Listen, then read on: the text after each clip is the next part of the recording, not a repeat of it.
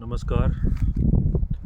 आज का ये जो मेरा वीडियो है, आज बड़ा दुखी हृदय से मैं आप सब के सामने आज रूबरू हो रहा हूँ कि हमारे जो फादर ऑफ ग्रीन रेवोल्यूशन, जो हमारे देश में हरित क्रांति आई, उसके जो पिता, उसके जो जनक के रूप में जाने जाते हैं, प्रोफेसर एम.एस. स्वामीनाथन, आज उनका 98 साल की उम्र में आज उनका देहांत हो गया।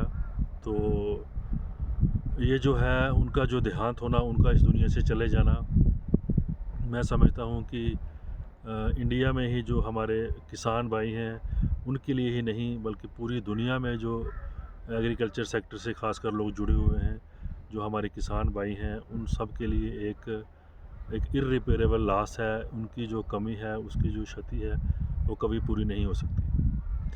उनका जो एग्रीकल्चर में जो कंट्रीब्यूशन रहा वो अनपैरेलल रहा।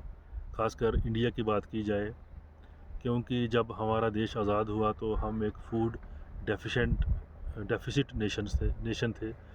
हमें जो हमारी पॉपुलेशन इतनी तेज़ी से बढ़ रही थी कि हम उनको 2 वक्त का जो खाना है वो पूरा नहीं कर सकते थे उनके लिए। तो 1960s के बाद जो हमारे देश में एक हरित क्रांति आई, जिसमें हमारे ये जो लेट प्रोफेसर एम.एस. स्वामीनाथन थे, उनका बड़ा योगदान रहा। उन्होंने बाहर के देशों से जो पैडी और वीट की वैरायटीज़ यहाँ पे इंट्रोड्यूस की, और उसके बाद खुद उन्होंने जो यहाँ पे वैरायटीज़ डेवलप की, उसका रिज़ल्ट ये रहा कि 10-20 साल के बाद जो था, इंडिया जो था उसको बाहर से फूड ग्रेन्स मंगवाने की ज़रूरत नहीं रही।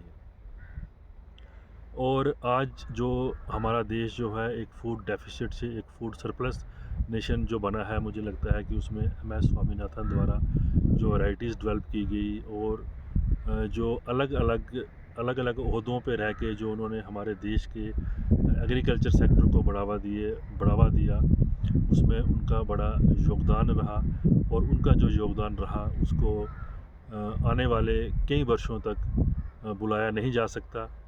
मैं अपनी तरफ से, अपने कृषि विज्ञान केंद्र दावर की पूरी टीम की तरफ से भगवान से ये प्रार्थना करता हूँ कि भगवान उनकी आत्मा को शांति दे और उनको अपने चरणों में स्थान दे।